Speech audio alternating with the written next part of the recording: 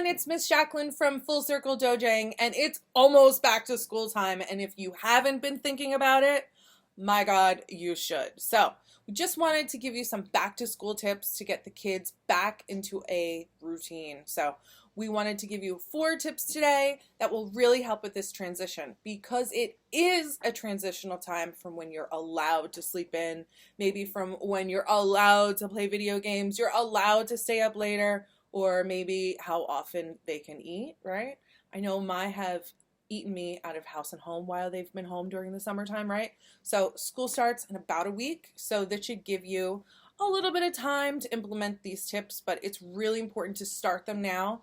And as always, if you have any questions, let us know. We would love to hear from you. So, tip number 1, you need to put your child on a healthy sleeping pattern. They need 8 to 10 hours of sleep a night, and you know what? I need the same. So do not wait until 2 to 3 days before school. You're not going to be able to set a pattern like that. The kids will get upset and you'll get pushback from them. And you know what? This might be hard to start now, but you need to make this a non-negotiable. Seriously, I literally had this conversation with my children in the car this morning. Everybody was tired and there isn't enough coffee to fix the tiredness. And plus they can't drink coffee, so it's not going to help them either. So establish a set bedtime routine and a set wake up time. Do not deviate from this. So to do this, what we need to do is we need to have control of what they're actually doing at least an hour before they go to bed. So if bedtime is say 8:30 at night, there has to be a wind down time because otherwise they're going to be like on a crazy high, and even if they didn't have sugar, they're going to be like, wah!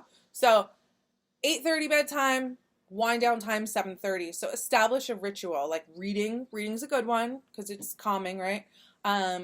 So one of the things that we love seeing at Full Circle is when you guys bring siblings to watch a class or whatever, and they're not on a device like while their brother or sister is taking class, right? Instead, we like to see them when they're reading, playing with Legos or like little characters or, whatever. But devices are great and stuff, but they can also hinder the imagination. So tip number 1, put your child on a healthy sleeping schedule, and if need be, get yourself on one as well. I know I have to go to bed earlier because the bags, I'm just starting to carry some luggage, right?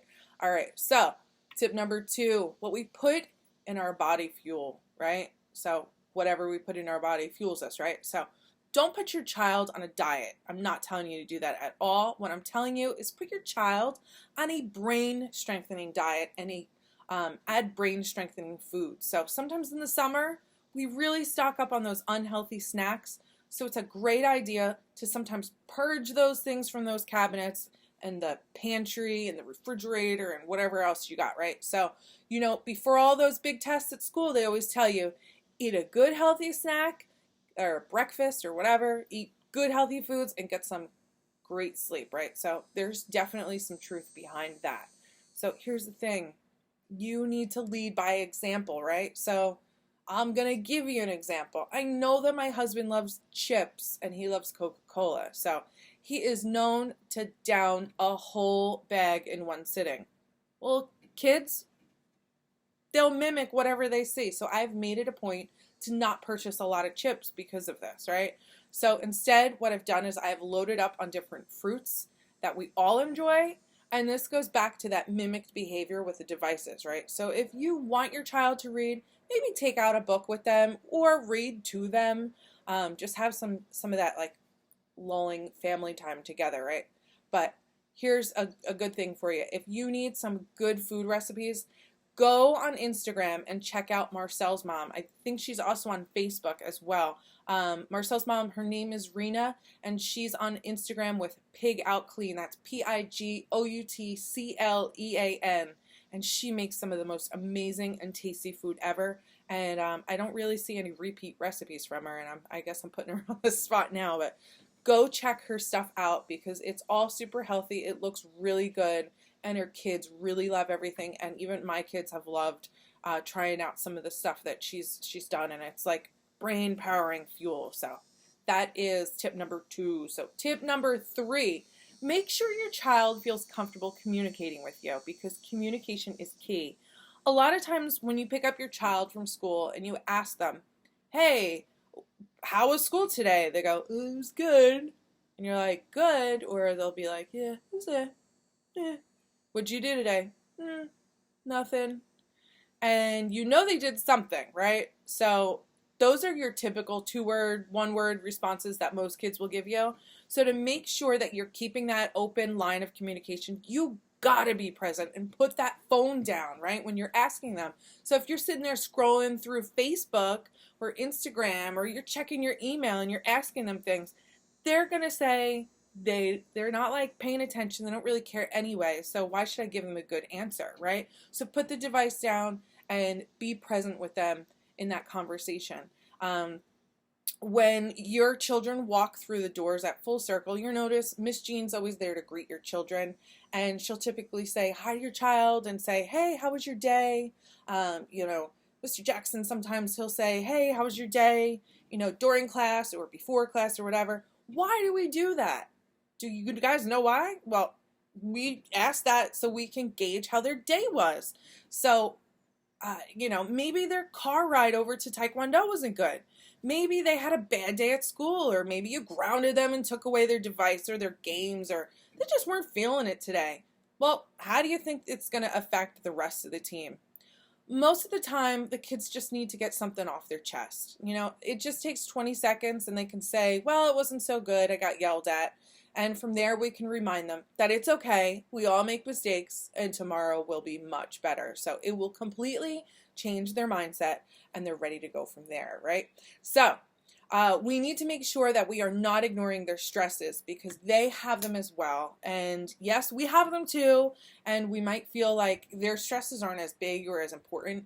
But to them, those problems are like really big and very real. So engage in questions with them. And if you can't think of a better way to ask them a question, you can maybe play a game, right? Games are a lot of fun. Kids love games. And we do this in my family, but we like to play the high-low game. So, for instance, I go, like, what was your high of the day?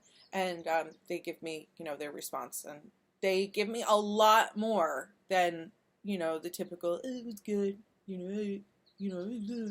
right? And then I'll say, what was your low of the day, right? And then this is where, they're really going to tell you what was like just not great, right? So I know that I do this with my kids. We've been doing like family dinners at night to sit around the table and really get that so everyone is involved with it. I know that's not possible with everyone's schedules nowadays, but if you can do it maybe even once a week like that, that would be awesome, because it really kind of makes them feel connected in a way. So that's just a really great way for the whole family to communicate and share about their day, and also to let their siblings in on maybe what was awesome and maybe what was not so great about their day. And sometimes these awesome things lead to like celebrations that are fun to share, and it's a great way for the family to once again disengage from those devices. So tip number 3, make sure your child is comfortable communicating with you.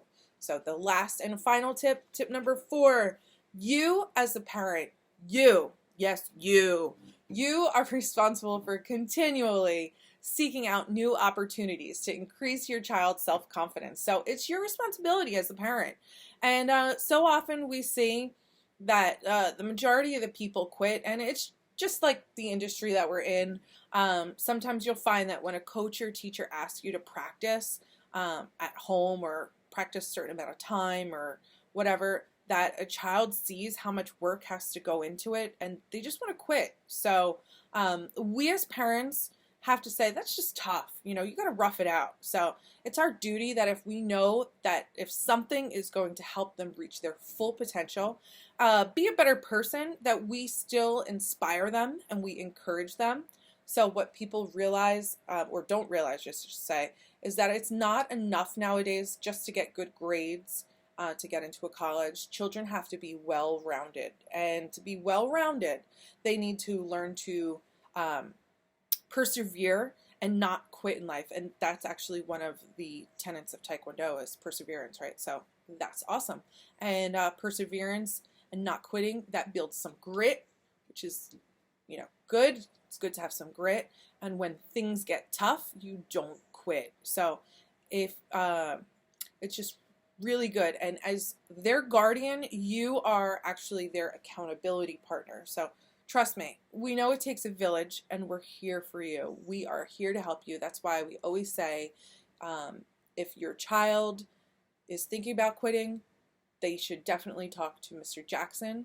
So maybe we can find out why, what's going on, right? But you are ultimately responsible for their accountability, right? So if it's not us and it's a dance studio, or whether it's being maybe on a swim team or whatever that is, you need to make sure your child is surrounded by positive role models. You guys are their first role models, and sometimes they will also have other role models, and we have our own role models too to get us to like the next level, right? So don't feel bad if you aren't their role model for every aspect of their life, right? So confidence starts at home. Confidence really starts at home. So be their biggest cheerleader and help them, right? So let's just do a recap of these 4 tips, right? So tip number 1, develop a healthy sleeping pattern. So develop that healthy sleeping pattern, maybe not just for like them, but for you as well, right? I used to need like 4 hours of sleep a night. Nope, now I need like 8 to 10, just like the kids, all right? So tip number 2, put your child on a brain strengthening diet. And tip number 3, make sure your child feels open to communicate, dig deeper, and ask better questions, right? So tip number 4, it's your duty as a parent to continually help them seek opportunities that will help them to build their confidence. And I will totally build. I'm going to totally speak from experience right now. There is no better activity than martial arts. And I know for me, I took Taekwondo a long time ago when I was a little bit younger, a lot younger, and I quit.